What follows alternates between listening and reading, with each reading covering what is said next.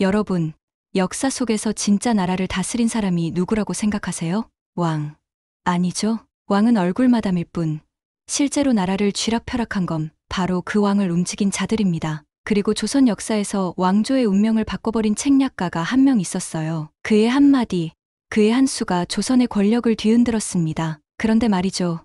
그도 결국 비참한 최후를 맞이했습니다. 왕을 세우고 왕을 내리고 권력을 쥐었다가 그 권력에 삼켜진 남자, 조선 최고의 책략가, 바로 한명회입니다. 과연 그는 어떤 방식으로 권력을 차지했고 어떻게 몰락했을까요? 자, 한명회의 흥망성쇠, 지금부터 시작합니다. 여러분, 세종대왕이 얼마나 위대한 왕인지 다들 아시죠? 한글 창제, 과학 발전, 문화의 황금기, 그야말로 조선 역사상 가장 찬란한 시대를 만들었죠. 그런데 그런 세종대왕이 눈을 감자마자 조선이 어떻게 변했는지 아시나요? 바로 혼란의 소용돌이에 빠졌습니다. 세종대왕이 돌아가시고 그 뒤를 이은 건 그의 장남 문종이었어요. 하지만 문제는 문종이 병약했단 겁니다. 몸이 약해서 왕으로서 역할을 제대로 하지 못했죠. 결국 문종은 재위 2년 만에 세상을 떠났고 그 뒤를 이은 건 고작 12살짜리 어린 왕, 단종이었습니다. 단종 이름부터 벌써 뭔가 슬프지 않나요?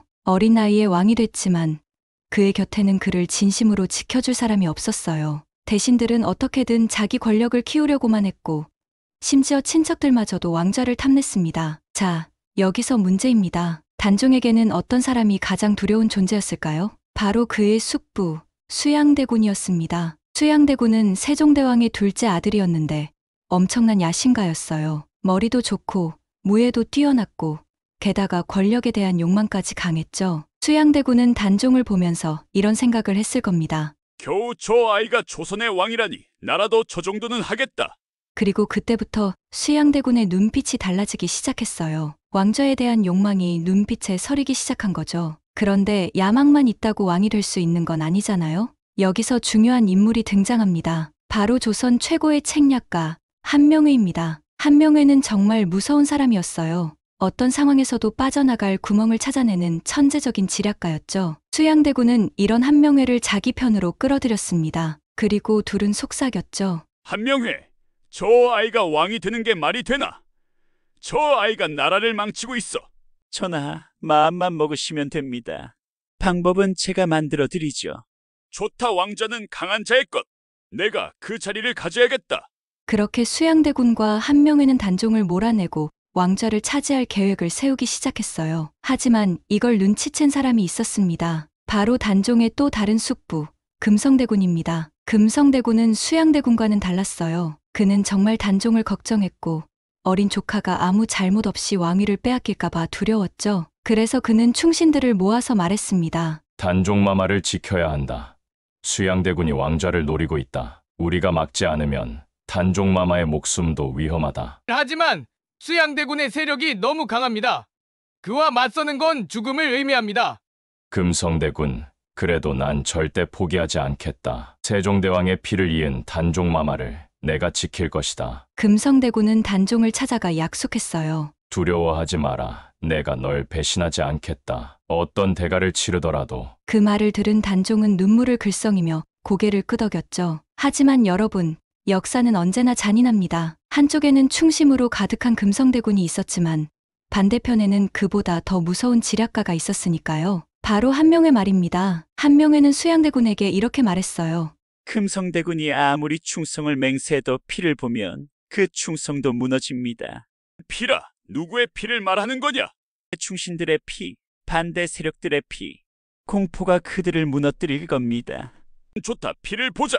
내가 왕이 될 때까지 그 누구도 살아남지 못할 것이다.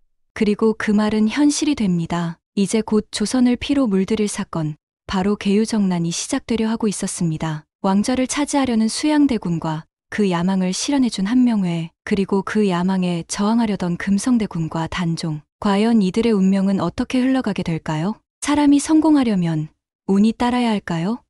아니면 실력이 중요할까요? 조선 최고의 책략가 한명회. 그는 실력도 있었고 운도 따랐던 사람이었습니다. 하지만 무엇보다도 그는 남들과 달랐어요. 한명회는 평범한 집안 출신이 아니었습니다. 그의 조상은 고려시대부터 이어진 무신 가문이었어요. 하지만 그는 검을 잡기보다는 붓을 잡았습니다. 칼로 사람을 이기는 것보다 머리로 사람을 다스리는 게 더 강한 힘이다.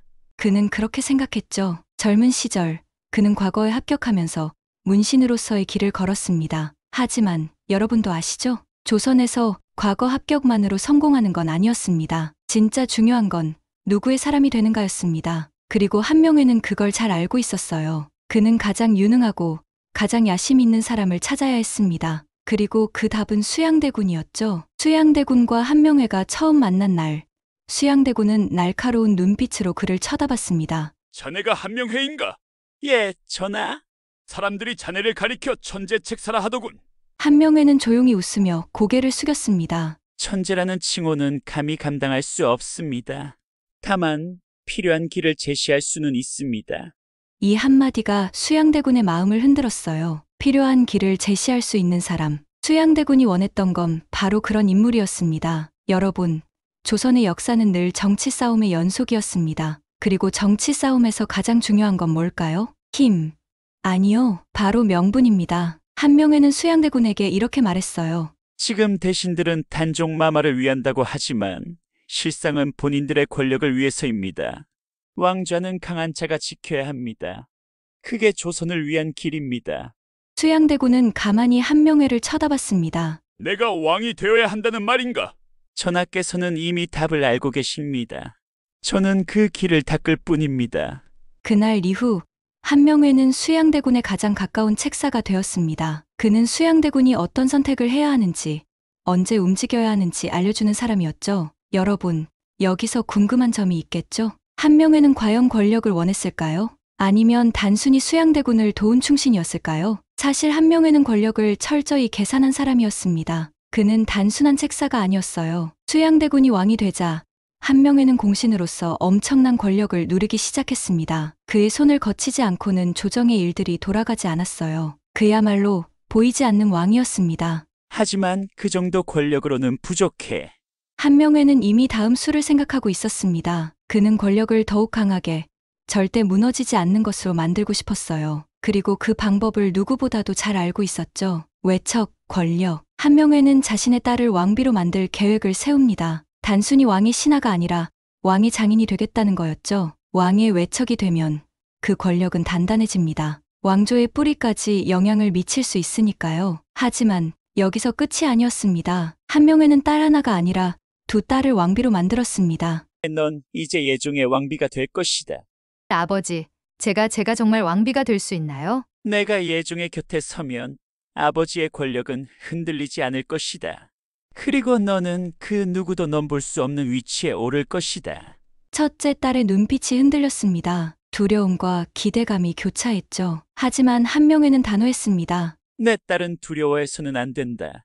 왕비는 강해야 하고 너는 이 조선을 다스리는 여인이 될 것이다.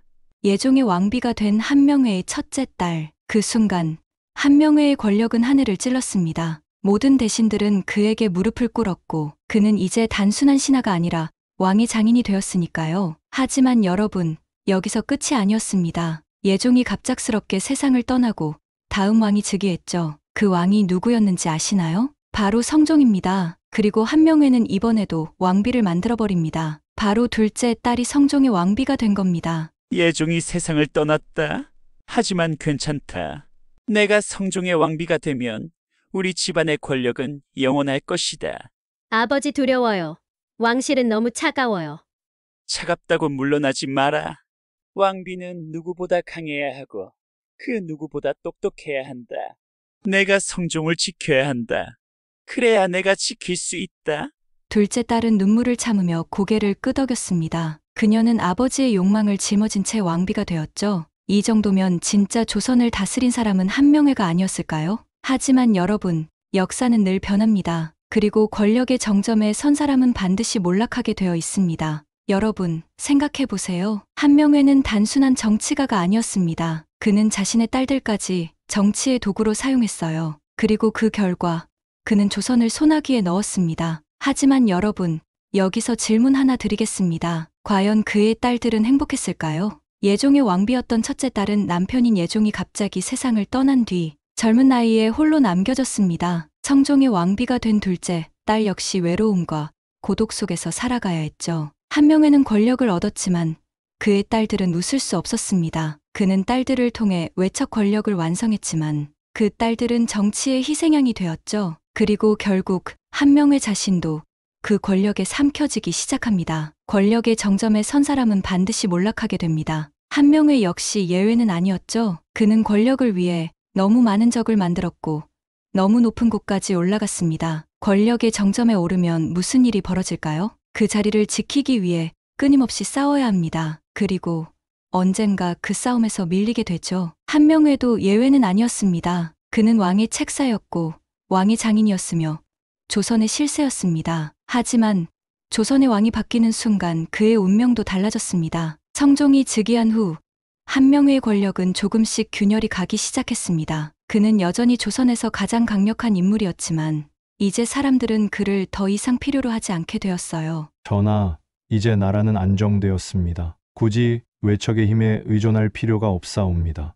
허면 나를 내치겠다는 것이요?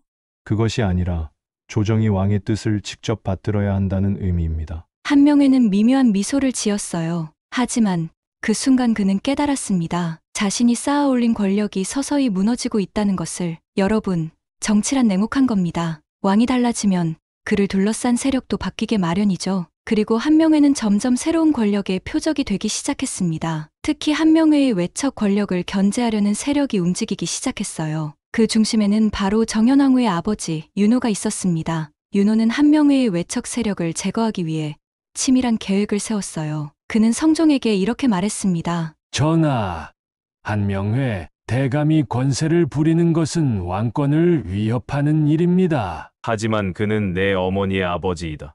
나의 외할아버지 아닌가?